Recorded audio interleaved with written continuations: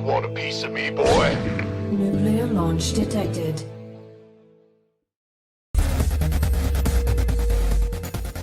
Welcome back. You're watching Nation Wars 4, and it's time for the winners match. Germany against the Netherlands, Roddy. I'm pumped. I'm Prediction? excited. Prediction? 4-0, no. I think I predicted a 4-3 for the Netherlands. I think it's going to be close. It's going to be a lot of fun. I think this is one of the very first Nation Wars slot where you look at both lineups, and I legitimately believe that any player can take out any other player from the team on a very good day, right? Like Hero Marine, on a good day, he's absolutely capable of beating Utomo, of beating Hearthstone. But the same goes for the Dutch guys. And I even think that Optimus is incredibly good at the moment. Like I said, I really think he's one of the sleepers in this tournament. A lot of people will look at the Netherlands like a two-man team. Not true. I think Optimus is really going to show up. I think he's going to perform. I think this is going to be great. It's very hard to call because everyone is capable of a putting lot on of a people show. look at the Netherlands and they think Where's you Roddy? could have been the third player. Yeah. So that's why Optimus has such big shoes to fill. I don't know, man. Maybe that's why. Yeah, well, people give me too much credit, Todd. Those days are long gone. We're I closing give in. you none, but We're closing in on 30s, and those days are behind me. But maybe when Warcraft 4 comes out, we can always give it a go. My microphone. everybody that mentions that, I tell them you're in your prime. You need to understand that. 29? Yeah, 30. Yeah, at 30, you're in your prime. But anyway, here's the German team with TLO, the team captain, the beacon of hope, Mr. Creative himself, then Showtime, the ace player and Hero Marine, one of the best talents over in Europe. Yeah, Hero Marine's game was sick, by the way, against Zero. I couldn't believe what I was watching. I really thought he had it. I thought he had it at multiple moments even. But Zero played out of his mind to bring that game back. But it still showed that Hero Marine is capable of messing with the absolute best. And Yeah. we saw him in Montreal. I think Fonka mentioned it. That was a great run for him where he finished top 4. A tournament where Showtime didn't have the best run, but I remember that he had very unfortunate travel back then. I think his flight was delayed. Now all these boys should be fresh. TLO so He far. actually lost to Hero Marine in that tournament as well. Okay, I don't. I remember. Oh. I spoke with him after the game. I was trying to cheer him up, and it didn't work. Team Netherlands, Optimus, our captain, surprisingly, but it's also cool to see him as a captain so he can show a little bit more of himself, of his personality. People can get more familiar with the face behind the nickname that is Optimus. Dude, they're really young. Yeah, I know. I noticed that as well. I mean, 95 for two of them and 94 for Hearthstone. that's why I thought my, What the my hell? 87 is long gone. I look at these birthdays. I'm like, yep, I'm old. I mean, the funny thing is that like I went to the same tournaments as Hearthstone in Warcraft 3, and back then Hearthstone was just he was a young boy. He was growing up. He was a lot shorter than he currently is. So they nicknamed him Little Kevin in the Dutch scene because he really wasn't very tall back then, and you know I was. But he said, wait, I'll show them who Little Kevin is. and now it's me. And now it's Kevin Duckoning, Yeah, which means the king. Anyway, without waiting any longer, I want to hear from these captains. So let's head over to the interview area. What's up, guys?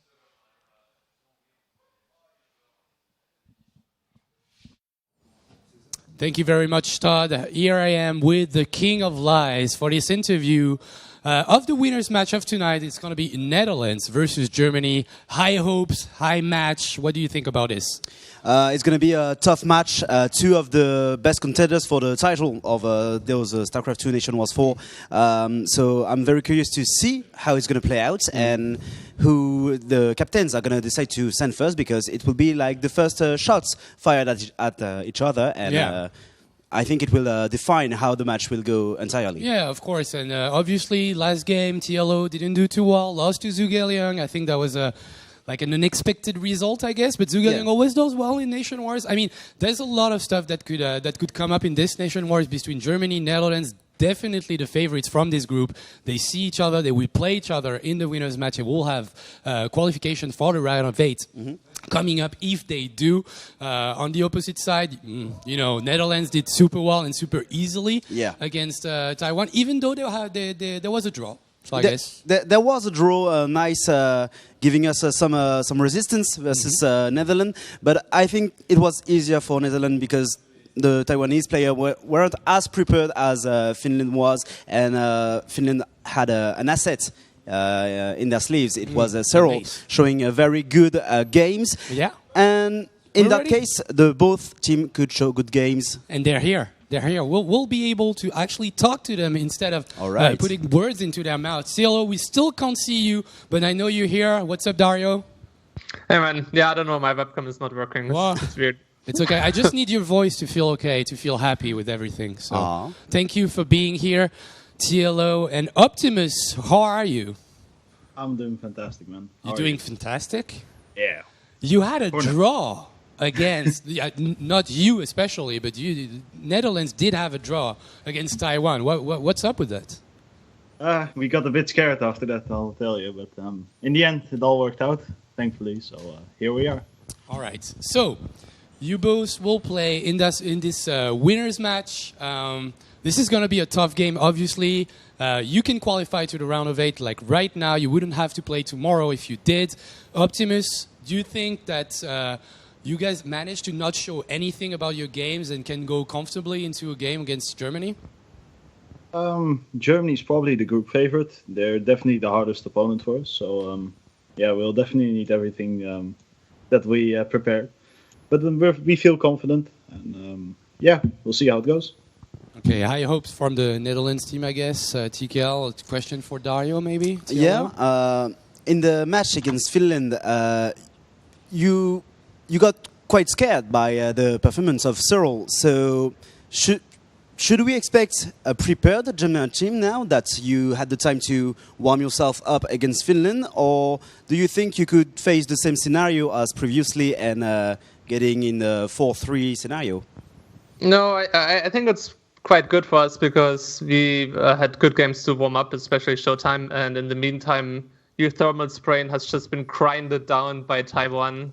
So I don't think he can think straight anymore. And he's their star player. And I mean, without geothermal, Netherlands are nothing, basically. Whoa. Nothing. Okay, Optimus, do you have anything to say about that? Well, from Germany, I think the only player that made it to BlizzCon was Showtime. Mm-hmm. So we only prepared for him. But yeah, we feel pretty Reasonable. good about it. How many players from the Netherlands in BlizzCon then?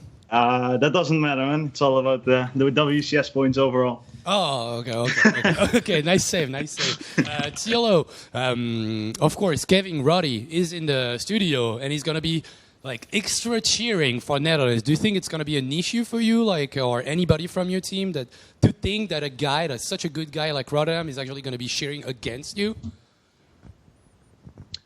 Well, I mean, it just makes sense, right? I mean, it's totally fine. You know, I'm okay with Kevin being wrong just one more time in his life, so it'll be okay.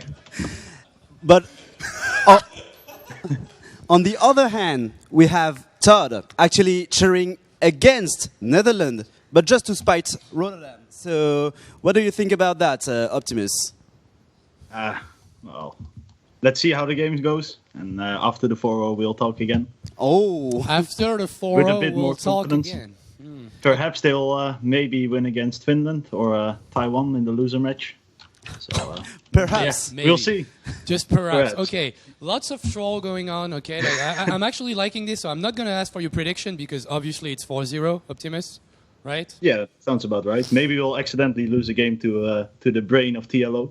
Okay. But we feel pretty good about ourselves. Yeah. How many draws then? Like, is it going to be a real 4-0 or will it take 5 maps like against Taiwan? No, it will just be 4-1, maybe 4-0 if we're lucky. All right. Yeah, gotta give them one game at least. All right. Tielo, your prediction? Well, I don't think it's going to be super easy, so 4-2 for us.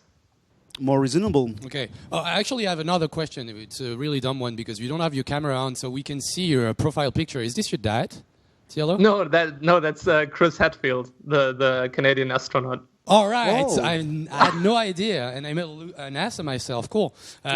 Already with geography, and now I don't know who this guy is, so it's perfect. Now we just need to know who the starting players will be. Tielo, who's the first player for Germany? For Germany, that'll be Showtime. All right. Big guns. Optimus? It will be Uthermal. All right. Clash of the Titans. Okay. Nobody wants to change their prediction now? You still feel good about the 4-0? Oh, yeah. Maybe 4-2. See? And Roddy's like, come on, you can't say that. Okay, guys, thank you so much. And, well, I hope, just have good games and good luck, have fun. And good luck. Have fun. Good luck. I'm just loving it. TKL, Yeah. that was a great interview. It was both team captains ready to rumble, as we say, and very comfortable with the fact of their team fighting. Confidence, Germany's going to win for the German player, Netherlands going to win for the Netherlands player. I guess it just, remains to see those games and see who actually will win this nation war. And for this, we need the amazing team of casters of Todd and Roddy. Take it away, guys. Thank you very much, Funka. Oh, snap. Thermal against Showtime to start things here. Yeah, How I are you love feeling it. about this one? I love it. I think that's a great match to start off this nationwide with. I was a little disappointed by the backpedaling in the end there by Optimus. He should have said, oh, it's Showtime first, then it's absolutely going to be a 4-0. You got to assert dominance immediately, right? Because in the I feel the interview. other way around. Look. Jesus. Todd, you're just doing that because it's the Netherlands. No, because it's you. Yeah. I actually quite like these players. I just want to rustle you and it's going to work. We'll see. I mean, once again, I'm going to quote Dario here. I don't mind seeing you be wrong one more time in predictions. I got to say that was a good consolation somewhere. Yeah. I got to say that was a good one of Dario. That's I've tweeted out this video multiple times. Somebody made a highlight video once of In Control, TLO, and me casting at, I think it was Home Circuit Cup 8 or 9, maybe 11. I don't know which one it was. I was still in the old apartment. It's one of my all-time favorite. I think it was 11, actually. It was the one that Rain won. It's just so good where Dario just disagreed with us for 17 minutes straight. And everything that Jeff and I said was wrong. And it became a meme ever since. But I love it. I wouldn't want to have it any other way. All right, we got some tweets here. Great way to start the new year. Oh, that cat is sick, by the way. I really want to pet it. That cat is having passion. You see that? Yeah. They're actually live size. That's Live a nice size. setup, That's man. a huge projector. Yeah, I was about to say. That's a TV. I love that the Twitch chat is on. Hey, Roddy, just saying. Thank you, boy, Steve, for the tweet. It's creative like Dario, but it won't change the outcome. Especially not when it's actually made on a football field. I can't even remember the last time Germany beat the Netherlands in football. It's pretty recent. We've been pretty bad over the last few years. Like normally, I like to talk big game about our national team, but I have to be honest, we've been total trash for the last 3-4 years. Make sure to keep on sending us your tweets at I think it was hashtag NW4, and then make sure to hashtag as well DOI win or NLD win. Looks like people think that Deutschland is going to do well. I don't mind. Hashtag DOI win on Twitter. I don't mind this one that much. 43% for the Netherlands going up against Germany, one of the strongest nations in Europe. I think it's cool that we have such a well-educated audience that at least 43% of the people that are currently watching are right. And that's not easy when, it comes to a close match like this one. You're so silly. We'll see. It's going to be good, Todd. All jokes aside, what do you think of the first one? Thermal Showtime, obviously a very big one, right, for the outcome of this nation war. Yeah, I mean, if you think about the way Thermal just played against lesser Protosses than Showtime and kind of struggled, you might think, oh, okay, Showtime got this, but actually it's going to be a very different matchup stylistically. It's going to be a lot more of Thermal's ballpark of playing more standard games and against non-crazy cheeses. And Overgrowth, though, I would say definitely one of the maps that both players have a ton of experience on. Used to be one of the WCS maps for which both players were in the Premier League at the time when he was in there. I beat Thermal on Overgrowth back then in WCS. Was that from America? Did you play from the US back then? I think so, yeah. It was the game where I made one Colossus and then into a High Templar Storm and he made like Mass Vikings. Oh my god, Thermal is in such good shape right now because he just let us know that he completed level 12, Todd. What was that game again? Geometry Dash. World's hardest game. I've always thought that Starcraft 2 was the hardest game in the world until I started playing Geometry Dash. Level 12. That is so difficult, Todd. I uninstalled the game after level 10 because I said level 11 is not possible. How many tries did you have? 2,900. I've got a problem. All right, let's focus on Starcraft. We're on the right top side of Overgrowth. Looking at the main base of the man who just all-killed Taiwan. All-killing Germany is going to be harder, but he's capable of doing it. It is Thermal. And his opponents. He's definitely going to all-kill the Netherlands. Feels good. it's of course showtime. Going for a very early scout actually across the map, wanted to make sure he knows that gas timing and exactly how Uthermal is going to be opening. I mean, Uthermal is a crazy Terran as well, right? It wouldn't be the first time ever that he proxies at barracks. It's fallen a little bit out of fashion ever since patch 3.8. Whoa, the SCV! Almost got that first blood. He's gonna go in for it. At least Uthermal will be able to throw down the CC immediately. Showtime knows everything that's happening. This is not a great map for Reapers. Most of the time, by the time you actually send it in once, nice little wall off here as well, by the way, for Showtime. It's very hard for this Reaper to make a little circle and get out. It's no King Sejong Station or anything like that. So Uthermal's gonna have to be very careful with it. If you can get one probe, you should consider yourself lucky. One of the builds that really brought Uthermal to rise is when he would open with some Marines, some Cyclones, go across the map, get turrets in his middle lines and apply a lot of pressure like this. Because most Protosses love to expand very early, it brought him a lot of success where he was able to do some economic damage or even snipe that third base. So we see a second Python from Showtime on that natural base. He's already thinking about the possibility of this kind of attack from Uthermal, and I'm really liking this. Like, these guys, much like Serral and Showtime earlier, they must play on ladder all the time because they are both super high ranked, got crazy MMR, and I'm sure anytime both of these players are searching game, they meet each other. Do you see that? He was like levitating forward for a second. Sliding. Yeah, it's funny when they do that. Flying carpets. I like that you brought it up, that old style of Uthermal, because he was actually able to defeat Showtime in that tournament, right? Like, you're thinking DreamHack Leipzig back then. Yeah. 2015, when Uthermal had his first real great run at an offline event, made it to the semi-finals as only Terran back then. In the end, and he defeated a lot of Protosses. Yep. But couldn't beat he couldn't beat Drogo. Drogo had the adept figured out back then. Obviously, the old adept's a little bit better.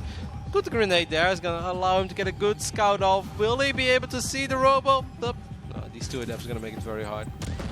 No! Slap him around. Wow, you've been sitting on that joke for a while, Todd. That's good. I did rehearsed for that scene. Never heard that one before, but it's good. Wow, Uthermal actually already down 8 workers. It's crazy. I assume we have no mothership core yet, correct? Oh, he did. Wow. How is he 7 workers ahead and have a mothership core? That's crazy. It's Showtime. He plays for the best country. Just because you live in Germany doesn't make you German, Todd. It's funny because I have zero bias either, like in terms of like, you know, who I think should win. I just wanted to get a rise out of you. Well, it's working. It is.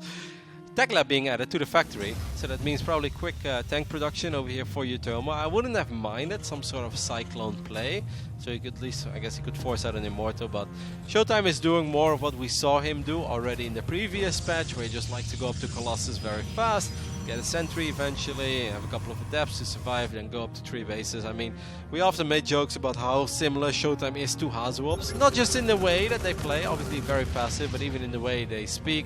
Very quiet, very calm, and their posture when they play as well, they both sit up very straight and have their head up high.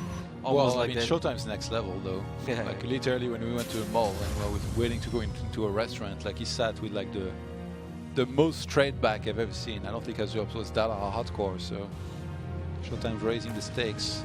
Well, he's gonna try to go up to 3 bases here. Has the money for the Nexus. Well, if Uthermal can get the cancel, which he does, it's a great little start for Holland. Schade, Deutschland, kind of 3 bases for Tier. Let's hear it. I don't know, my German is not getting carried away. It's going to sim forward, so going to be careful here with Photon overcharge and at first Colossus out as well. But as long as Uthermal can keep Showtime on 2 bases, that's absolutely not bad for now. It's going to force Showtime even to get gateway number 4 and 5.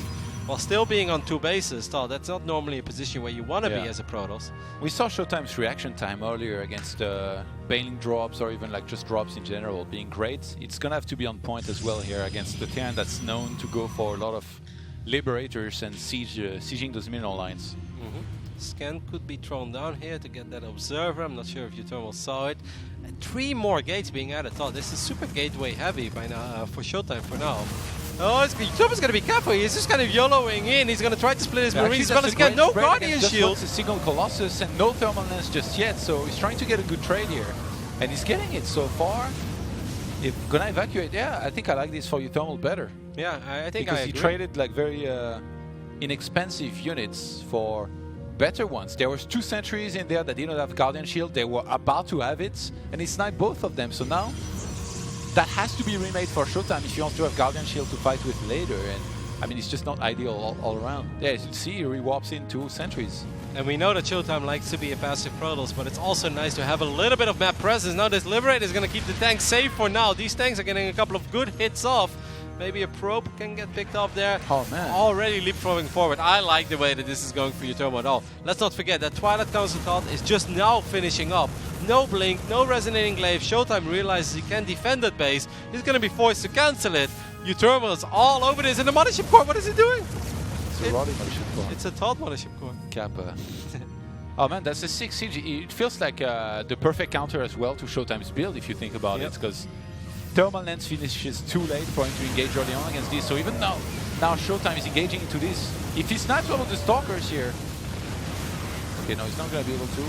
So the Liberators won't be left over to get rid of this, but it's just been more trades. A much earlier third base for Uthermal, who's now under threat from a counter-attack. Yeah, he doesn't have that much army. Uthermal did lose a lot of expensive units there. Showtime just going forward, stepping into those liberation zones is quite risky, but it was the right choice here because he needed to make something happen. His natural base? Yeah, Uthermal's got almost nothing done. I mean, this is absolutely going to hurt. Evacuate the third base and delay the fight as much as possible. Probably pull SCVs as well.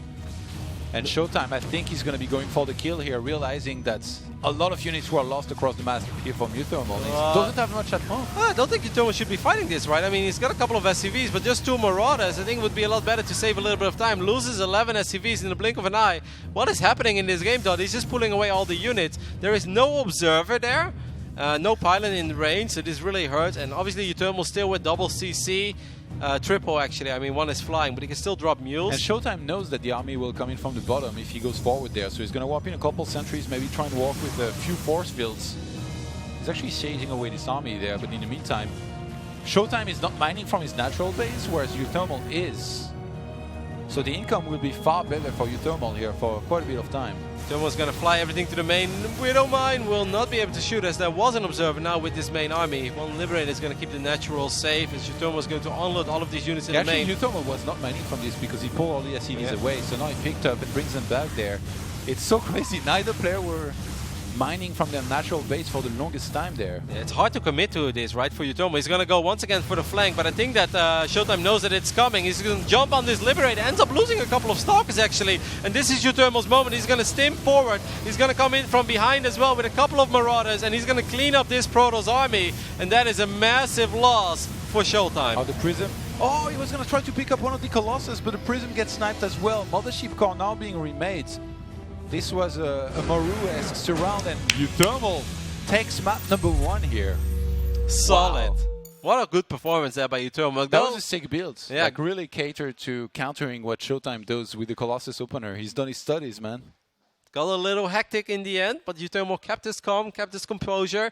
Wanted to go for the flank, then at first he was worried because there were a couple of sentries. But then the moment that Showtime went in very deep, he's like, alright, if I run down the ramp, obviously I can get force fielded. Or if I have everything in my natural, he could drop force fields. Let's go for the flank after all. You know, send the Medivacs back, unload it. And the moment that Showtime walked into that liberation zone, ended up losing 2 units, he's like, alright, you know, that was the cue. He went for it, didn't second guess himself for a split second, and he takes a very, very important 1-0 lead here for the Netherlands. That first engagement, I have to say, like, was very Beyond-esque. You know, you move in, you snipe the sentries immediately. 1 Colossus, so what? Most players will be scared, right? Yeah. He's like, no, you know what? I'm going to spread my units perfectly so it doesn't get too much surface area. And then from there, you have to remake sentries. They don't have Guardian Shield. Because if those had been building on energy, it would have been great for Showtime, but he didn't allow that. So that was a great play. Hero Marine or TLO? Now, that's the question. For Germany... I think Hero Marine. Yeah? Yeah, but I'm not 100% TVT? Sure. Yeah, Hero Marine is going to come out up next. So the Von der Wunsch being saved up for the last player here from Germany. I think Before pre-revive. You mentioned it. Uthermal traditionally very strong TVZ player, I think. Had a lot of success in that matchup. Yeah. So I don't think that's an opponent that TLO would be super eager to go up against. Oh, man. Hero Marine is obviously, I think it's a little bit of a toss-up, right? Like, obviously, Hero Marine on a good day is absolutely capable of defeating Uthermal. And Hero Marine has got a lot of strong and kind of unique builds as well. He's a little bit of his own unique Terran in a way. He's macro-oriented, but often macro with that's leading into a very strong timing attack, right? Yeah. He will go 3 bases, but then he also put all his eggs in one basket and tries to win on these 3 bases. It's funny, by the way, that Funka casted so many maps today, but he's not going to do the TVT now. I mean, if he truly wants, he can always step in. For you, of No. course. I gotta cast my boy. Yeah. He can't anyway. Cap. No, I'm kidding. If you wanted to, he could. Ooh. Vanny Research Station going to be our map here. That's a crazy map for TVT. I mean, this map is obviously well known for its doom drops, as Funka's walking by us and he's making a couple of sad front faces, as he would have loved to cast some TVT. He loses it when he casts a good TVT. Goes crazy. I don't think I've ever seen Kind him. of like Nathanias, from what I hear. Yeah.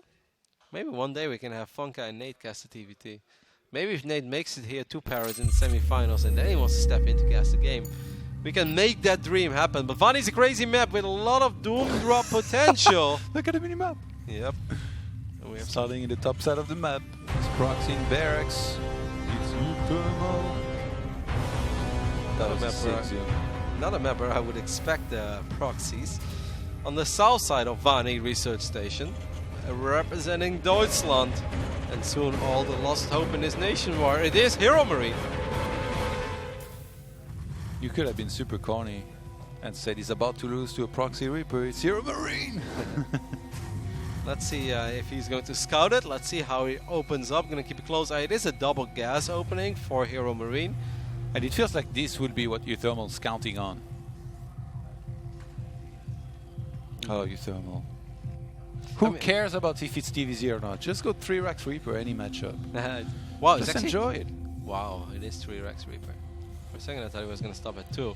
Factory is already being built. So what is going to be incredibly important is that Hero Marine saves his first Reaper. If he loses the first Reaper, it's almost game over. If he saves it, he could buy time with his Reaper and he has to pull the SCVs. He has to make sure that he pulls enough to push the Reapers to the low ground. If Uturbo can just invite himself, can make himself at home in the main base of Hero Marine, it's going to be very hard. There's going to be 3 Reapers against just a single Hellion at some point. Preventing this factory from finishing up is already a great start, because that delays the potential Hellion. Hero Marine is going to, I want to say 12 a bunker, but that's actually Uturbo's bunker. Just to gain vision, I guess. I don't think he has any ambitions of this bunker finishing up. If it does finish up, that would be amazing. 2 Reapers in the main base right now, Johan. Yeah, absolutely. And he's going to wreak havoc here all over the place. And he's going to, I guess, like with the triple Reaper production he has behind this, as long as Oh, the Uthermal Reaper! doesn't lose a single one. And he's known for his macro. He snipes the Reaper of Hero Marine. And this could very well be game here. Wow. If Hero Marine cannot start sniping some of those Reapers of Uthermal, that actually going very far towards the middle line here, but not taking damage, so they're going to regenerate most of those hit points. The Hellion already took so much damage. Oh, the grenade. Oh, he does end up losing 1 Reaper there in the end. Not enough has been done. It's still 17 SCVs to 13, so he's going to move right back in there, get that Hellion immediately, and gets the Reaper behind it.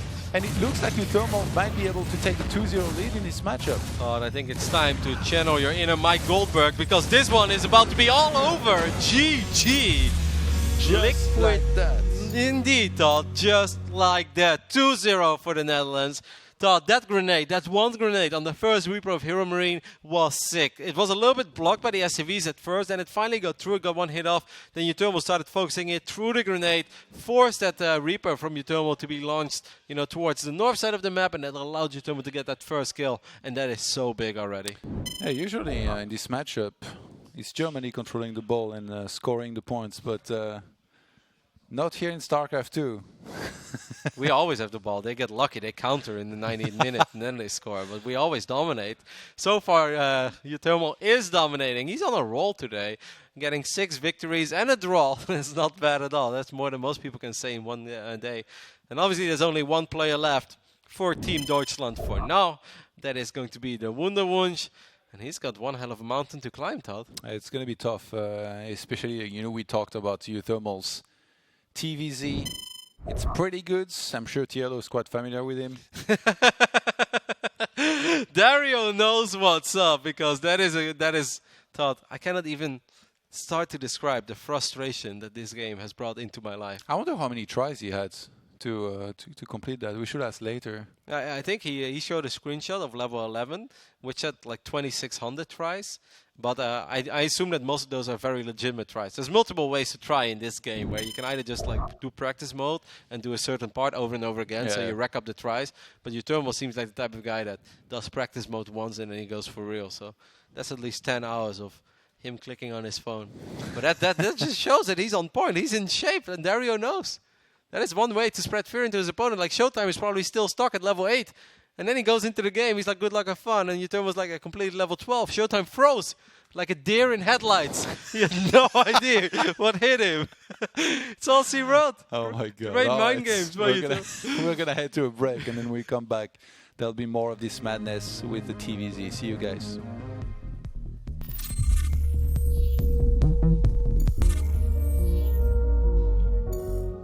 Welcome back, everybody, to Nation War Season 4, brought to you by O Gaming, Blizzard, and the domination of the Dutch, as we're currently up 2-0 against Germany. And I cannot wait to just, I'm just going to flip it over. The moment that fourth GG is called, we can slide it off. Yeah, slide it a little bit. They haven't died just yet. We can't put it in half stock. That's disrespectful. But the moment they lost, it's got to go. Flip it off the desk. Oh, yeah. Well, that would be at least doing the same result for Netherlands as in Nation Wars 3, where they actually reached the quarterfinals. That would be already a good performance for them. But considering the level of the lineup at the moment and what Utermal is showing us, it's like, okay, obviously Germany will have troubles getting a win against that team, and especially if they lose Showtime and Hero Marine right now. I don't know, the Twitter universe just hates me. Honestly, sometimes I feel like the entire internet hates me. Why is everybody voting for Germany, even when they're down 0-2? The internet loves you, you know that. This makes no sense. Millions of Twitter followers and subs and people that enjoy your pictures. Don't worry, your team is going to win anyways. Who cares what this poll looks like? Let them hate. Yeah, let them hate. We'll show them with proper results. As long as I can wave the flag in the end, then it's all good. Now, I think this Nation War, all jokes aside, guys, obviously I'm being a little biased and silly, but I think it's far from over. Germany has a lot of potential to come back in this one. It's a best of 7. TLO is going to be the next player for Germany. Now, I think it's safe to say that Dario is the underdog. But this is Habitation Station. That's kind of a weird and crazy map that obviously could suit his playstyle. And let's not forget about the potential, revive of Showtime. Exactly. Well, as you mentioned, this is not over. TLO not to be taken out instantly, even though on paper we would be crazy to say that TLO is the favorite or anything. This is not the case. This guy in the top left, I'll complete the next level after this game too. He says, from the Netherlands and Team Liquid, this is Utermal. Why don't you get started now? You guys need to download that game, by the way, which is like even harder than Dark Souls. In the top right, for Team Germany, is Mr. Creativity himself, TLO. So obviously we have to give a little bit of context to all this weird talk about this game called Geometry Dash. No one of us is sponsored by this game. It's just a game that they started playing. Like, it goes back to WCS Mexico, where they were playing a very weird 2-car game. You had to switch lanes. It was Neep, Showtime, Utermal, and they all had a little competition. And then, at Home Circuit Cup, I was like, who's got the highest score? I didn't play the game. I tried, but I couldn't download it. They're like, no, that game is dead. I was like, what? There's like, there's a new game in town. It's called Geometry Dash. I was like, what? So I showed it. They showed it to me. And I heard that Utermal was very good in it. I started playing it myself. Well, Funke, you know the story. The game consumed my life for a week. In Gyeonggi, that was hard to see. I played it for 11 hours on the plane from LA to South Korea. I knocked over 2 glasses out of frustration because I couldn't complete levels. In the end, I completed level 10, and I said, all right. I looked at myself in the mirror and I said, this is the best I can do. Yes. I uninstalled the game, and I asked Utermal, and he told me that he was still stuck at level 11 as well. And I was like, I made the correct choice. Like, level 11 is actually... If Utermal can't process it, there's something wrong with that level 11. Yep, but apparently he's still playing, and he just spread a little bit of fear into Germany, saying that he completed this level. It's a very silly, fun game, but it's a very difficult one as well. Either way, enough about that one. Now you guys know the context about all the jokes that the players made about this game. It is time for some Starcraft on Habitation Station, and in typical TLO fashion, Of course. we've got 6 Zerglings running across the map. That SCV is actually going to go down, just going from out of the command center by the wrong path. And those Zerglings can get a wraparound, can close the wall. SCV is coming from the line to help out. They need something to buffer for the Zerglings. There's a lot of lost mining time already. Yes. Right? Like, I kind of wonder how much is TLO looking for here to make this worth it. Like, I feel this is bare minimum that he wants to get out of it. I'm not sure if it's necessarily enough. The thing is, like, he can't really go back now that the reactor actually finished. So quite of an interesting opening, to be honest. Bayutomo going for the reactor first and getting some Marines out. It's keeping on the Reaper, which makes for the Zerglings to be able to move around more freely. But now that there's 3 Marines, no way that he goes up that ramp. He will remain with 6 Zerglings and get a really, really quick third hatchery at the same time. Not pressured at all by Utomo, that has to defend. But as you said, I don't think that was enough. That's quite an investment. Pull first, then 6 Zerglings.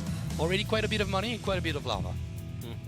5 extra drones on the way now for TLO. I do agree with everything you said. Thank you. So I kind of wonder if Dario, if he feels happy with what he achieved, at least he knows what he's up against. That's a pretty early Roach Warren. Doesn't necessarily mean that TLO is going to go crazy over here, but I do think that Habitation Station is a solid map as a Zerg to do something a little bit more crazy. Because if this game goes on, if you let Terran get 3 bases and eventually 4, I think without a Spire this map becomes an absolute nightmare, right? Because Medivacs will fly into your main base from so many different angles over and over and over again. Because even when it looks like the main base is covered, is covering the map all the way on the north side, there's actually always a little bit of room for Medivacs to fly by and just unload behind middle lines as well. Liberators can be incredibly frustrating to deal with. So if TLO decides to go for a very aggressive build here, I will not fault him for it. Yeah, for sure. The high ground on the map makes it for a really great time if you're a Terran player with siege tanks. Couple of Medivacs will fly out super early with a lot of Marines, to be honest, like 6 and 7 Marines right there, and 1 Widowmine will get scouted by that Overlord. Some Zerglings trying for a kind of counter-attack right there, but the wall steps in at the right time. No speedling, Roaches on the way, and +1 defense. Sorry, Fonka, I've had a little bit of a break as well, New Year's break. Did they fix his Liberator spot yet behind the 3rd base? I don't know that it did. I don't think they did. We'll see. We'll see if it comes into play. There's actually one between the 2nd and 3rd base, right? Yeah. And the natural and the 3rd. That's a really, really sick Liberator spot. It's gnarly because Queens just can't reach it. I think it's a little more further to the south because of the mineral patches is somehow blocked. It would be incredibly dirty. Then again, the Germans have always played dirty against us. So. Of course. Okay, Utomo trying to get a Roach, but not getting it, and seeing those 2 Liberators coming super early. Maybe that spot hasn't been fixed, and Utomo wants to use every strategy that he has. There is no bunker here, and those Liberators, they have to come back. Even sieging in a weird angle at the moment just to take care of that threat. Still too many backs at the top. He didn't have much at home, so it was better to send the Liberators back at least for a split second.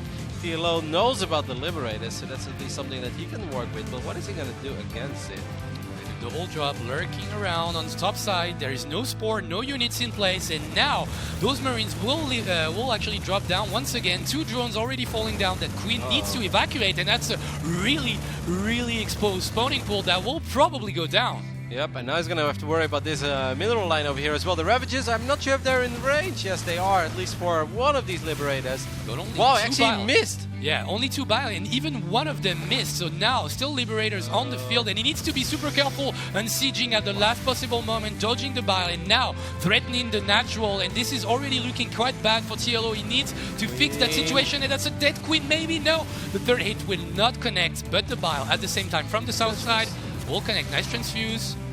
That should be okay. That's a missed bile once again. And the medivac, double medivac in the main, comes in once again. Wow, Utomo was just dominating so far, Funka. It really seems like he was not under any pressure at all, going for those very 2 quick Liberators early on. Kept him safe against the potential Roach pressure, Roach Ravager pressure, whatever he wants to go for. And then he just returned the favor, and it's an absolute massacre in the main base. 21 drones have gone down.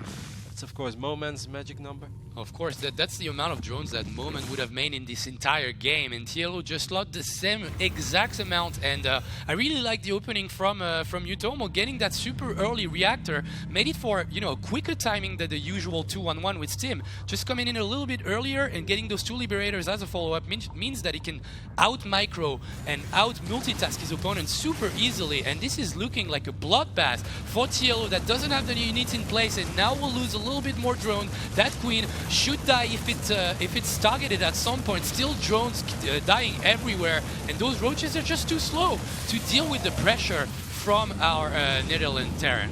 That's just a great game. Dachi is on fire, that is for sure, as his orbital has floated over as well. He's going to be able to start mining up this gold soon. The queen is taking a little bit of damage. The only thing I want to give a shout out to for Dario is that he lost probably like 30 drones in this game, and he's still on 67 workers, so that is quite impressive, but that doesn't necessarily mean he's in great shape, because he has to replace the drones that he loses over and over again. And yes, he's doing a good job in doing that, but it doesn't change the fact that it's been an incredibly cost-effective game. That's a 1 HP man. No, 6 HP. 6 HP Medivac, but doesn't change the fact that he would have died for one more shot. Liberator sets himself up again. 9 kills right there, 68 drones. And you mentioned it. He's been making a lot of drones this game because he lost so much. But at the same time, no technology, no upgrades, and no units, like no really core units. He's got a couple of Ravagers, couple of Roaches, not even the speed yet. And we see 2 upgrades about to be started for our Terran player. Medivacs, tanks, Marauders, technology. The technology side, like TLO has nothing. He's in the Stone Age. Yep, he is. 2 more Medivacs flying towards his main. I'm not sure if he has that many units here to actually deal with this. He does have a Spore, 1 Roach does get picked off, and the majority of these slow Roaches have made it. This may actually allow Utomo to find another opening somewhere. The 6 HP Medivac is still living dangerously, and these 3 queens, or excuse me, 3 Marines want to take out that queen. Oh. But I mean, just look at the production depth. Anyone get it? 3 Musketeers. And the main is exposed again. Oh my god. This is Utomo. This is like trademark Utomo, where he's just, he starts dropping and he never stops. He just keeps on the pressure. He's relentless with his aggression, and TLO is struggling in being able to keep up. Yeah, that's just the thing. Like, Utomo does super well when he does that kind of multitask style when he starts early, and that's what he did in this game. Ever since minute 5 or 4, I don't remember correctly. 5 minutes would be a 2-on-1 timing. It came in slightly earlier, so I would say 4:30. The drop started, and they never stopped. He's gonna lose that Medivac because he's not microing it. Right now, the Steam Pack completed. Gonna go for target firing on some of those Roaches. First drop that really didn't achieve that much. Took out a couple of Roaches, but lost the Medivac in the process. So first win from TLO in this side. Can he pounce back maybe on the base with that random drone? He has gas in his hands. This drone comes in peace. They're like, hey Terran, here's some gas. Here's some Vespene gas. I know you guys love them. It's going to be hard to break that little setup that Utomo's got going for himself, with multiple tanks, couple of Marauders in the mix as well. TLO's going to go for it from multiple angles, but I don't think he has the damage output, as these tanks are just wailing away at all these Roaches, and he's forcing TLO to retreat for now. Even this drone couldn't present his gift. He's like, guys, it's Christmas. Yeah, he tried to bribe the Terran units, but it didn't work. They weren't taking any of them. That 6 HP Medivac still doing plays with 200 energy, like a boss. Could change the end of this game, but I think this is a Doom drop that we see on the top side. There's a lot of units coming in. Yes, triple drop actually coming in here with some Roaches super close and the Spore to fend them up. So he has to go back. Awesome. Marauder that, actually fell in space. Yeah. How does it work? Shouldn't there be no gravity in space? Shouldn't it just float there? I never understood that. Yeah, me neither. I wasn't paying attention to physics class. That's why I didn't recognize that astronaut from Canada. I wouldn't have recognized that man either. Thank you. Thank you. I actually thought it was his dad as well. Roddy. Thank you. So that 4th base is a cool idea from TLO. He needs more resources in general. He needs more upgrades, with the 2-2 just starting while the Terran ones are actually finishing up. And this high amount tanks, what is it, like 6, 7 already tanks? 7 tanks, soon to be 9. Yeah, 8 Marauders. I mean, Utomo's going to move forward now, and this is a very, very powerful army that packs one hell of a punch. There is pretty much no cruise spread at all, so it's going to make it even more difficult for these Roaches to find a good engagement. Don't forget about these Medivacs that are still being active as well in the back of the natural, forcing the Queens at least to be out of position. Where is the army of TLO? It's a little bit of everywhere and nowhere. Yeah. The Evolution Chamber could get picked up as well. That means no +2 carapace for these Roaches. if Uturmo gets it, he's too worried about the queens for now. Uthermal is everywhere, hitting on the natural. Those 7 tanks will defend themselves Oh my properly. God. Look at that flop back on the left side. One silly bile connects to the center tank, but that doesn't change anything. The 4th is down, the 3rd is down. GG Skull, and Uthermal just takes a 3-0 lead for Netherlands, and obviously this is... Oh, it's actually flying now. It just goes higher and higher because it knows it's filled with pride right now. Uturmo is playing wonderful Starcraft today. Yeah. I mean, it looked a little funny sometimes against the Taiwanese Protoss, and obviously that one game that was a draw should have never been a draw because he was so far ahead. But that kind of stuff can happen. But he stepped it up. That was an excellent warm-up for him. He was on a roll. He sent Optimus, sent me out again, or maybe all 3 of them. You know, they discussed it together, and he's playing great. I really felt that he was just dominant right off the get-go in this game. Like you said it as well, this is where he tries. Like, he makes it a scrappy early game, and if that first drop finds an opening, he's going to be relentless, and he will never stop dropping. And I don't think he ever stopped dropping. I think that Medevac with 63 was probably still alive somewhere. It was still being active at the 4th. Probably the one that took out the 4th with only 2 Marines. Like that's what he does in those kind of games. When he starts and never ends up, because he doesn't lose the units. That's all. As simple as that. He builds 2 Medivacs, 2 Liberators, and those stay alive for 3 to 4 minutes, maybe 2 to 3 minutes, and when they start to fall off a little bit, there's a couple more Medivacs that comes in and another Liberators. And he does that super well. It's just beautiful to see. But if one thing is true for all sports, is that it ain't over till it's over when you go up against the Germans. They're very good in scoring the winning goal in the 92nd minute, and I think the equivalent of that in StarCraft would be a reverse all-kill. Is it going to be Tobias Sieber? Yes, it is. It will be. Good old Showtime is going to try to rewrite his wrongs from the very first game on Overgrowth, where Uturmo was able to shut down that 3rd base and then kind of prevented him from even going up to 3 bases, which forced Showtime to go for an attack that I don't think he really wanted to make. Was not a bad choice considering the circumstances. Yeah, absolutely. I mean, the moment he ran across the map, it was 45 army supply against 24. One moment I looked at the supplies, as Letote always does, I was like, oh my god, he's got like 4 Marines. This is starting to look a little rough. When Terran plays, he plays for Terran, even when he plays for the wrong team. So we've got some German support. I like that. Yeah. Well, it means that you got that supporter just based on how good Uturmo is playing right now and playing the right race, playing Terran. Yeah, I must say, when we loaded into the very first game, I was like, man, I'm actually cheering for the Terran here over the Protoss. Like, my Protoss heart is bleeding, but you can't forget where you come from. Of course. It doesn't happen that often that you cheer for the Terran player, and then I think about it in TVP, especially. I mean, I would cheer for Nate over anybody, especially if he goes up against Stott. That's not about that's not about race. That's also about love. I mean, and I also cheer for the Muslim always, whoever he plays. Like I'm pretty much the #1 the Muslim supporter out there, so I'm always happy to see him do well. The map is going to be Daybreak. I think Daybreak. Saying it's a better map is maybe a slight exaggeration, but I think overall it's a slightly better map for Protoss than Overgrowth is. I think Overgrowth can be a little bit more tricky. There are more annoying spots, while Daybreak I think is a tiny bit more straightforward. Yeah, there's a couple of decent positioning for Liberators. If he does want to play that multitask-oriented style, I think there's openings to do so on Daybreak, but I would admit that if you're Protoss that wants to play macro and take it slow, definitely Daybreak a little bit better than Overgrowth. Here, for potential 4-0 for Netherlands against Germany. That would be incredible, but he has the means, he has the skills. He is Uturmo. And he finished level 11 of Geometry Dash.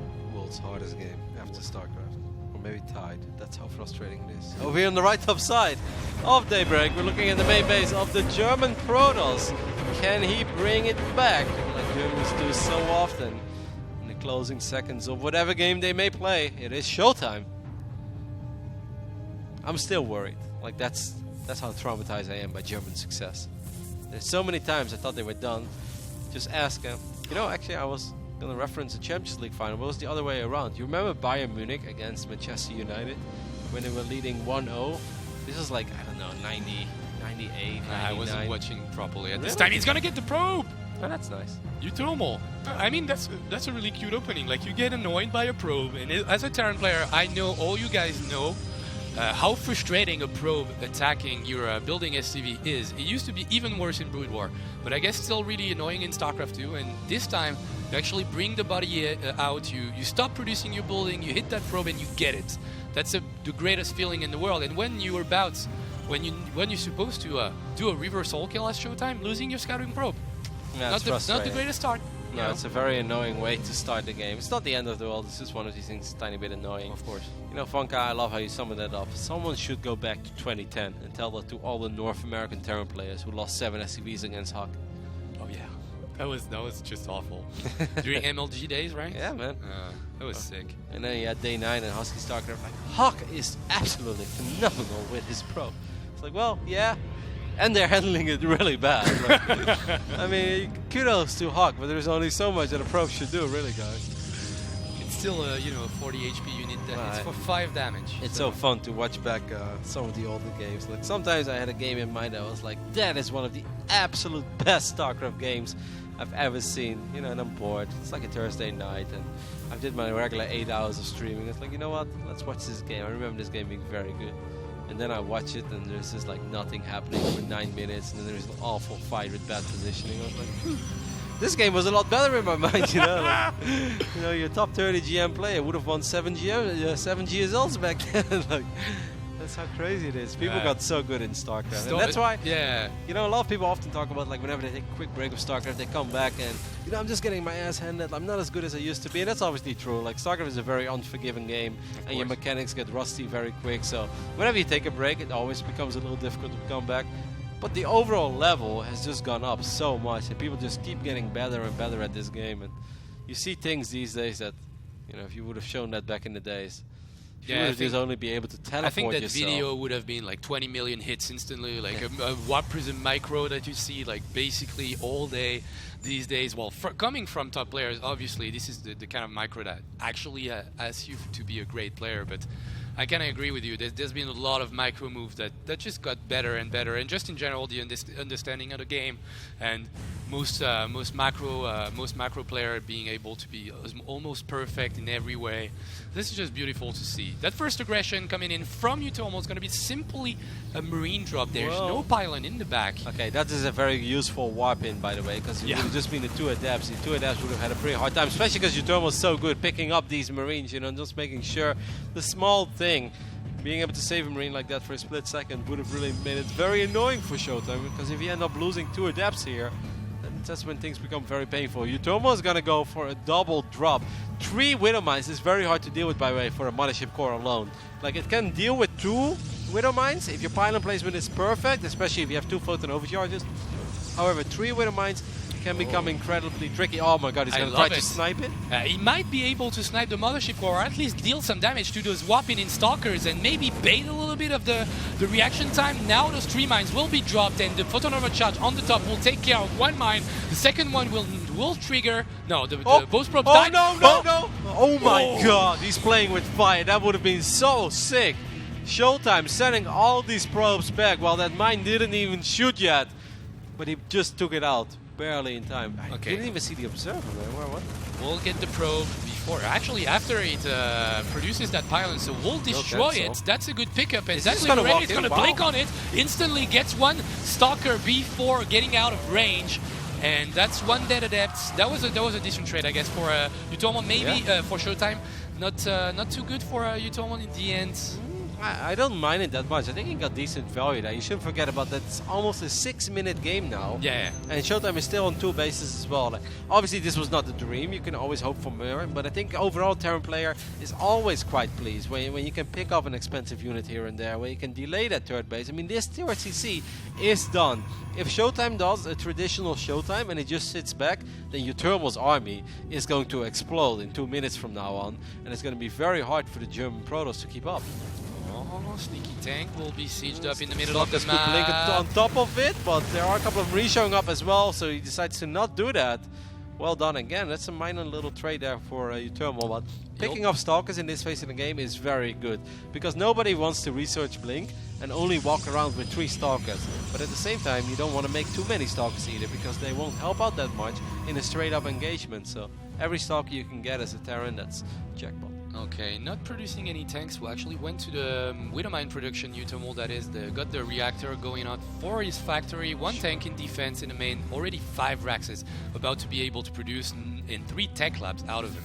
3 tech labs and 2 reactors. That third base mining like crazy. Already 63 SCVs working on it. So this is going to be a standard macro game from what I can tell, but with the showtime being a little bit behind right now. Just finished up his double forges. Yeah. Utomol definitely had a tiny advantage from the end of that early game, but I still think it's a pretty playable game. Oh, really gonna go for the range liberator super quick in this game. Or to be watching the Natania stream. It's kind of no. He feels super confident. He gets everything. Like usually when you go for that fast liberator range, you only stay on 1-1, right? And he goes for the eBay, goes for the armory and the second starport. Great economy though, Funk. I mean, 66 SCVs for a while. Went up 3 bases very fast. He's going to try to trade it a little bit. The Dark Shrine is close to finishing up, and that is obviously something that can make things go down south very quickly as a Terran player. If you're focused on dropping and suddenly 2 DTs show up and you end up losing 20 SCVs, that's where things become a little bit painful. Overall, Showtime has got a very good setup. Definitely learned from that other game as well, where he didn't have pylons and proper positionings. Let's take a look at that third base drop, but I think there's an entire army standing here. But the last time I said that, the mine still killed 7 probes. Thank you, Zest, for making me look stupid. This time.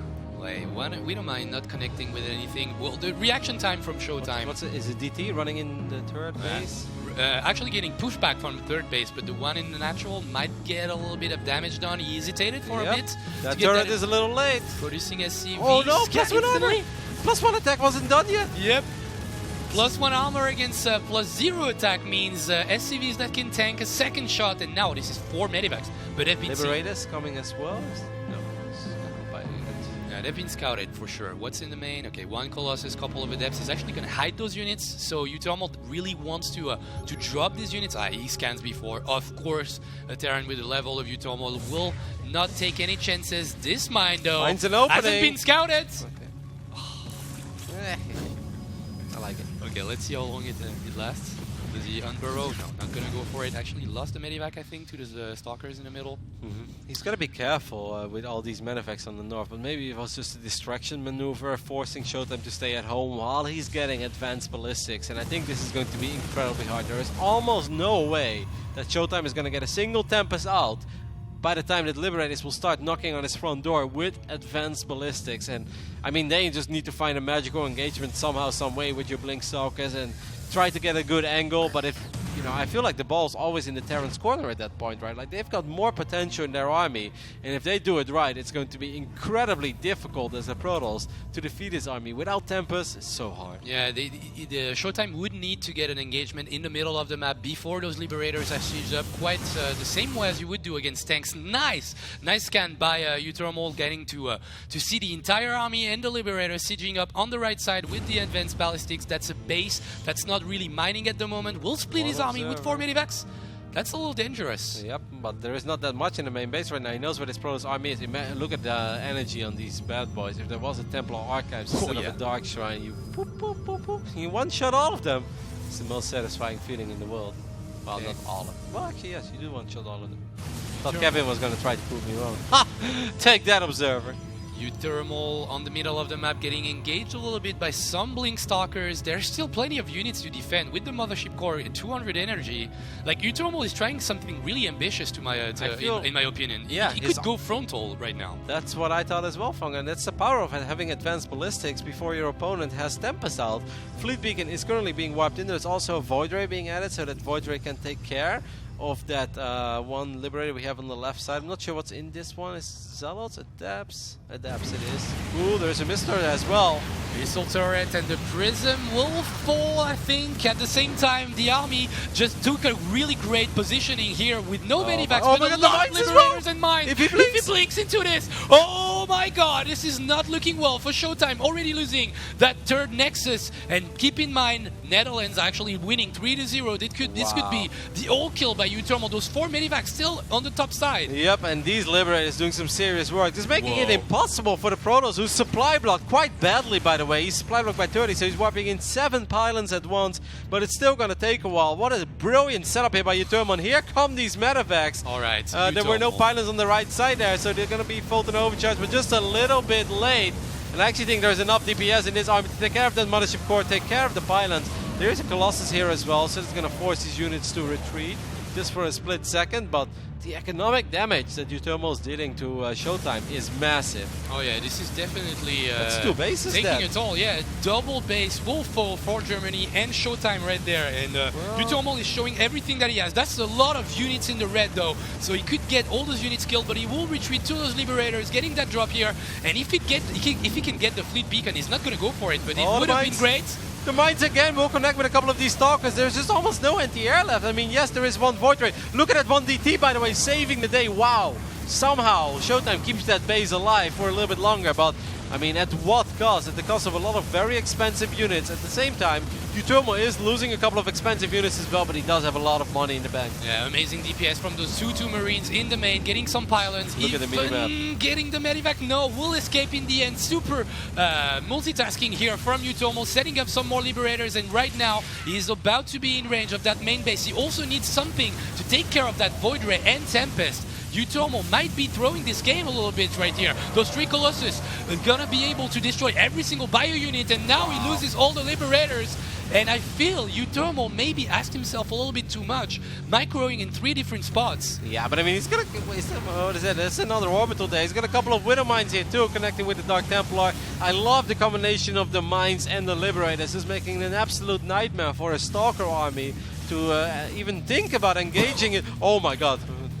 Utomo at this stage of this game actually goes for 4 mine run-bys, actually pulled the army away, which is good for him because he wasn't in a really proper position to defend that base, I feel, like with only Marines. And this is looking like Zerg run-bys, but with Marines and Marauders, with 3-3 upgrades soon.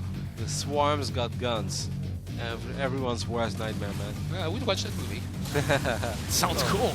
Okay, blinking Starship right up to the mine. But then the other way around. Good attack here, of course, by Showtime. He's going to be able to maybe pick up one of these orbitals. Yes, he goes for a blink. Oh, it's so close. Can he repair it? Yes, Utomo is not looking at it. He's actually counterattacking at the opposite side of the map. And that bio is not moving, so not killing any probes right now. Gonna go for the right click on the Nexus. Can he get it? That's a lot of Showtime's income. This is close and he gets it, but at the same time, third base under attack.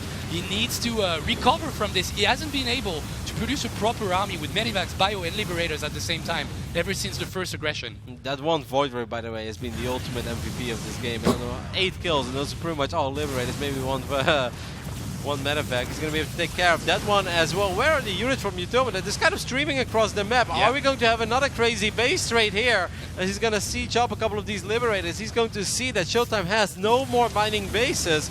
At least that's something he can assume. But let's not forget, there is a Void Ray on the other side of the map, and the Tempest as well. So this is not necessarily a scenario where he will lose the base rate. There's a lot of things that could come into play right there. The Void Ray you mentioned, but he also lost the Observer at the opposite side of the map, so I feel like he has no vision, so at least 2 mines could do a difference. There's only really one building on the right side. That tank I mentioned 10 minutes ago might deal a little bit of damage. Too many backs to fly out some units. At least he does have Colossus. Okay, he's got another... He's got another Observer, sorry. Yeah. I thought he lost. But even if he wouldn't, at least Colossus can somehow deal with like mines that are left behind, right? Yeah. I mean, this game has gone crazy, and I want to give a massive shout out to Showtime for not dying, because I think almost any other European Protoss would have been absolutely super dead. It felt like he was buried.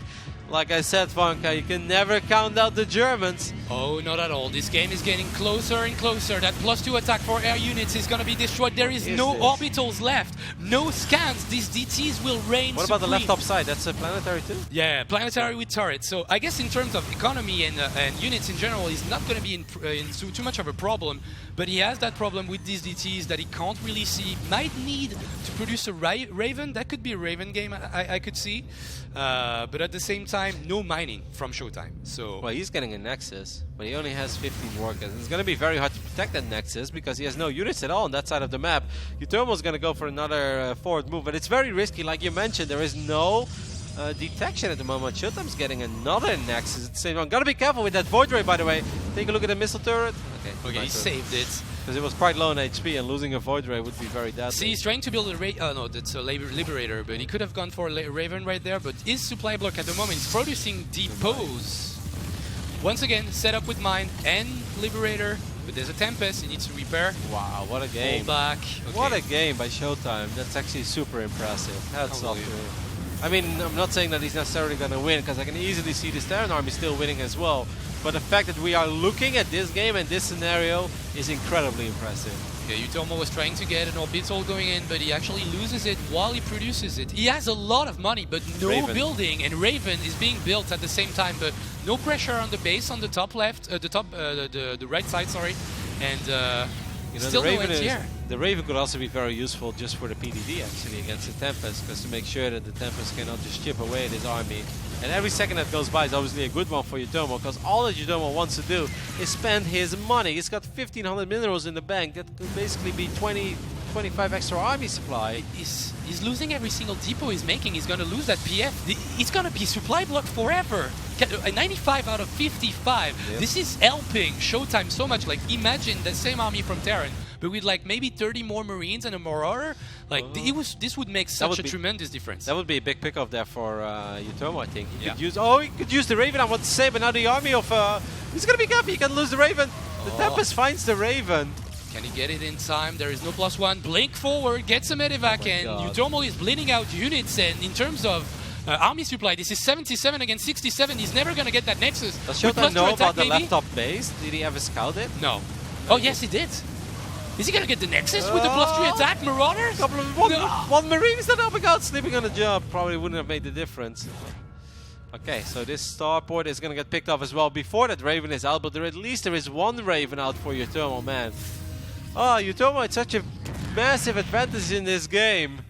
I think not lifting every single building when he saw that he couldn't hold his ramp in the main was a tremendous mistake, because now he's got like about to have 3 racks, and he had that massive issue with depots. So this money, as you mentioned, the money in the bank from Utomo is actually worthless. Oh, that's some 3 Stalkers though.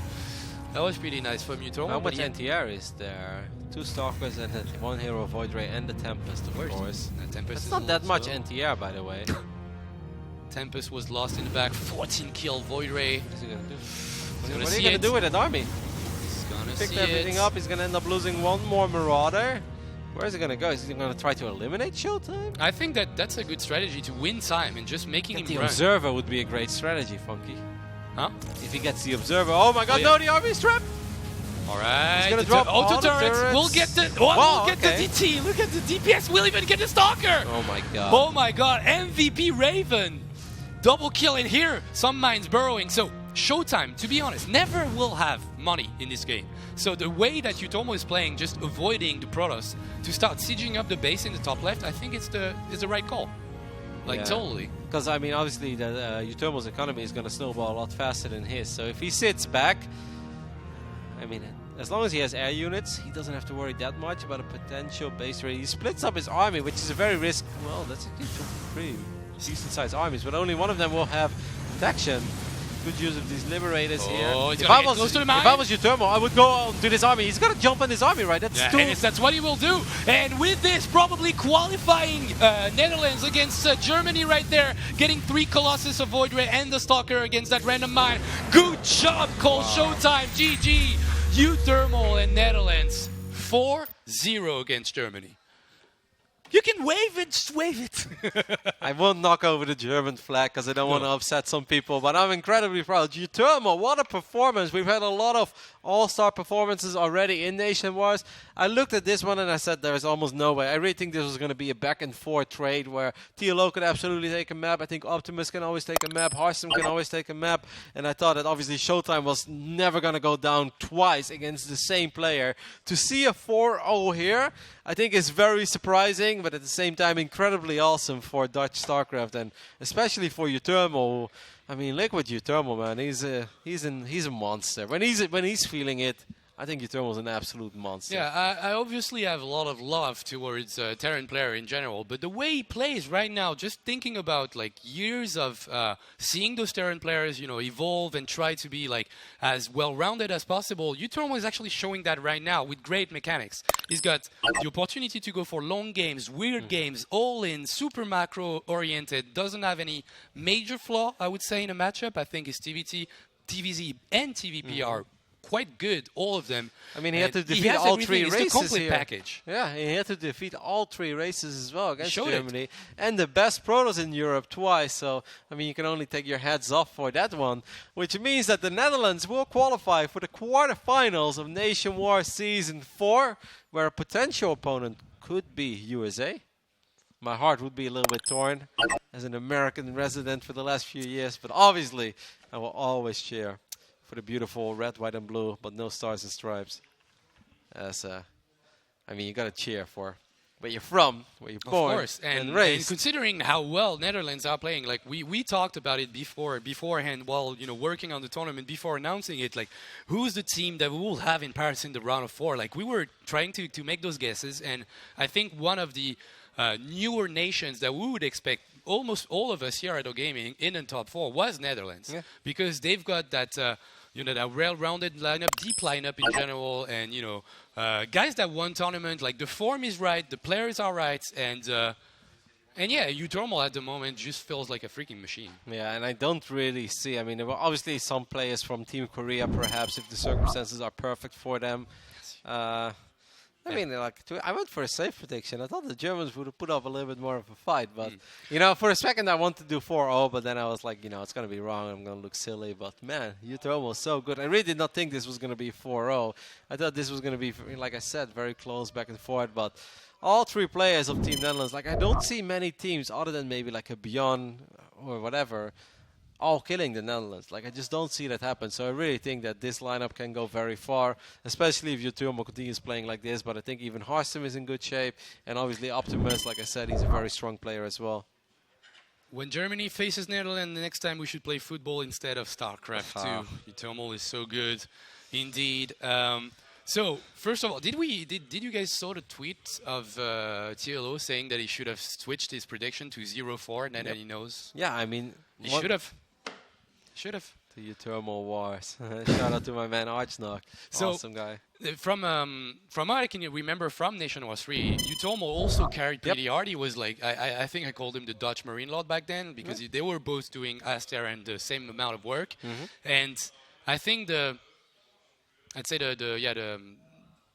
something that was not going really right with the Dutch lineup was Harstem back then. That didn't really perform that well. I don't think it was necessarily Harstem. I don't want to throw Jona under the bus, but I think that Jona was kind of like not having a third player to fall back on. I agree with you, but at the same time, like we were expecting stuff out of Harstem, considering he was practicing in Korea and everything. And I think that, well, in my opinion, that's the one I remember. And I really wish that after the great year that Harstem has had, that he will be able to, when at some point Uthermal falls, that Harstem will be able to pick up that flag, or even an Optimus, like to make it a really well-rounded team. Because at the moment, they didn't play qualifiers. 4-0, 4-0 from Uthermal. Yeah. He's 8-0 in the tournament. Easy peasy. And in the qualifiers, Czech Republic was so intimidated they didn't want to play. They didn't even show up, and understandably so after seeing Uthermal play today. Well. That's pretty much going to be it for today. Obviously, we're going to have an interview. I think it's also important to mention that Zombie Grub will be joining us again tomorrow, guys. For the people who are wondering, where's Zombie Grub? Was he only good enough for the qualifiers? No, we love her. We want to have her back tomorrow. She's currently still on the plane, or she just landed some time ago. It's one of those two, and we are not that mad to actually push her to cast instantly after she comes in. She's like, what time did you? Rest. All right, we've got like one more map. Get to the studio. We don't care how long. We want to hear your thought flew. about every game that happened today. I don't know how you're supposed to know about those games while you were in the plane, but you will say some stuff. Wi-Fi in the plane. It's well, you fly like I don't know which companies, but you have Wi-Fi in a plane. Never had that in my life, mate. Yeah. Well, if you see the flights that I get booked, mate, like you wouldn't want to trade. Trust me. Last time I had a flight, I had a transfer in Iceland, and apparently it was full of Americans that just went to Tomorrowland, which is some massive dance festival or raves, however they call it. So half the people on my flight were drunk, and there was like this dude sitting next to me. He's like, "Yo, man, can you tap on that girl's shoulder?" I was like, "No." And he's like drinking beer. He's like, "Oh, come on, man. Like, I think she likes me." I was like, "No, leave me alone." I was like, "God, esports. Like, why do I get these flights?" I was like, "Next time I fly Emirates," but it never happened. But did you have Wi-Fi in this plane? No, man. I didn't even have in-flight because you could have system. tweeted about it, and that would have been cool. That would have every been now good and then. personal, Mostly like the ESL tournaments, we get Lufthansa, and I think Lufthansa does that. But then it really depends. And I look at my month. If I had a great month, I'm willing to drop the $12. But if I had a rough month, it's like, no, we're saving it. I've got a book. That's all I need. We're on the internet enough. So we're just waiting, guys, for the captains to show up. And then we're here. Well, the captains, actually just the entirety of Team Netherlands. Exactly. Yeah. We want to hear about Utomo getting super hyped up and getting to the qualifier. I think that Harstem is probably pretty relieved. I once said revealed, but pretty relieved about this one because I know that he went to Poland for New Year's. Oh, yeah, He celebrated it together with a couple of other StarCraft players.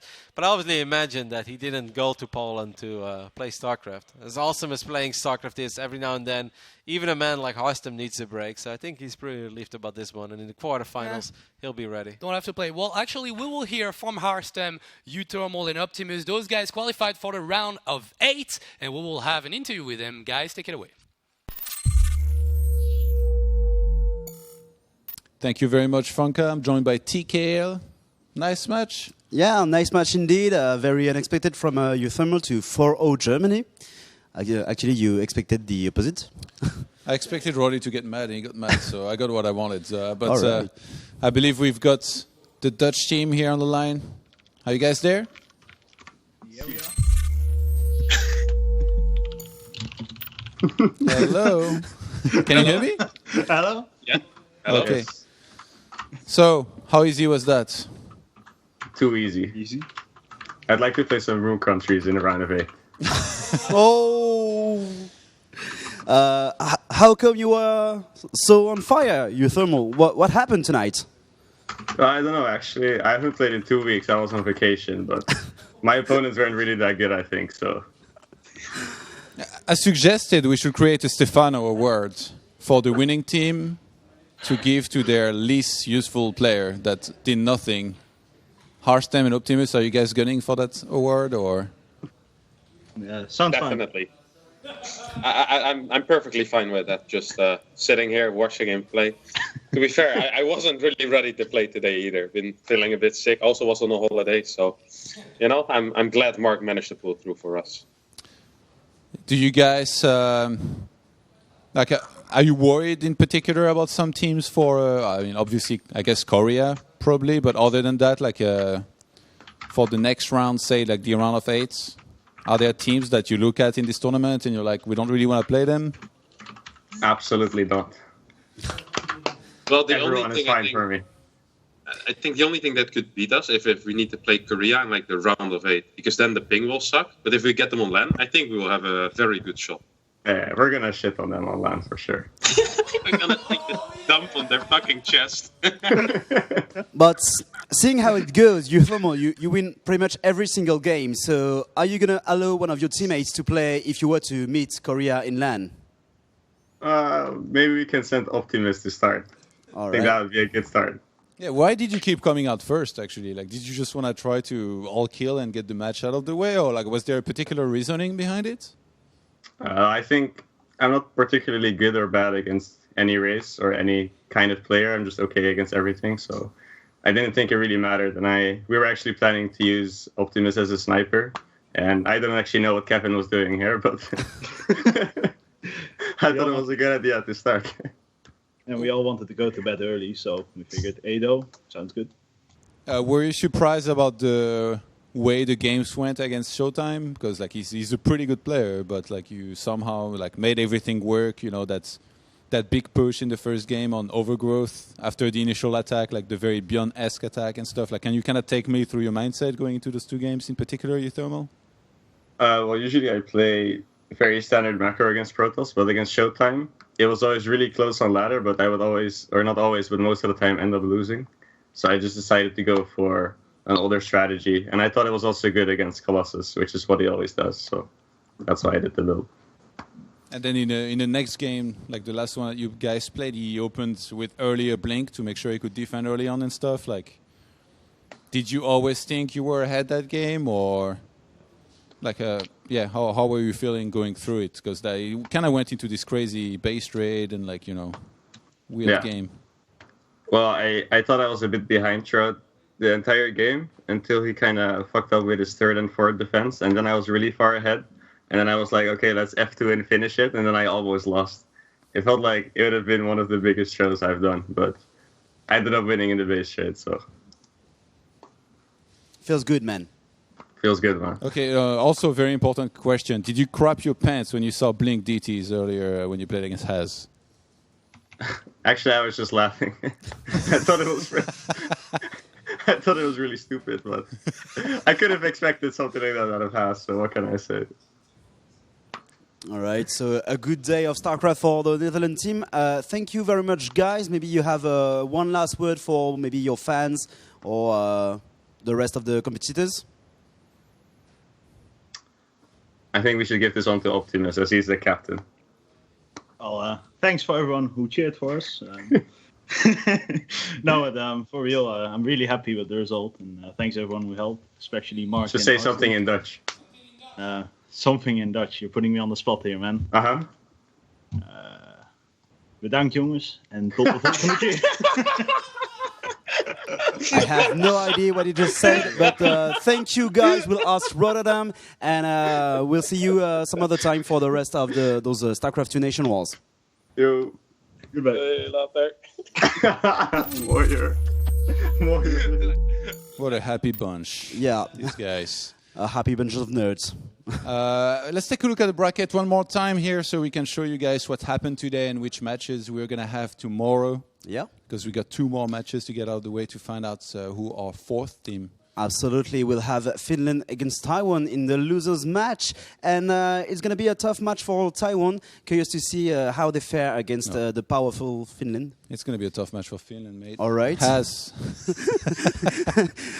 Not just going against the current. If you thought he was crazy against Sterren, wait until you see him against Zerg. I know. No, it's going to be fun. And a potential Wellmo against Haz as well has me salivating. And then Germany gets a chance at redemption. They can still make it through if they beat the winner of that match. So these 2 games will be tomorrow, starting at the same time, 6 p.m. Central European time. That's 5 p.m. in UK. Yeah. 7 p.m., sorry, because we only have 2 matches. So that's 6 p.m. in UK. And then, you know your time zones? Absolutely not.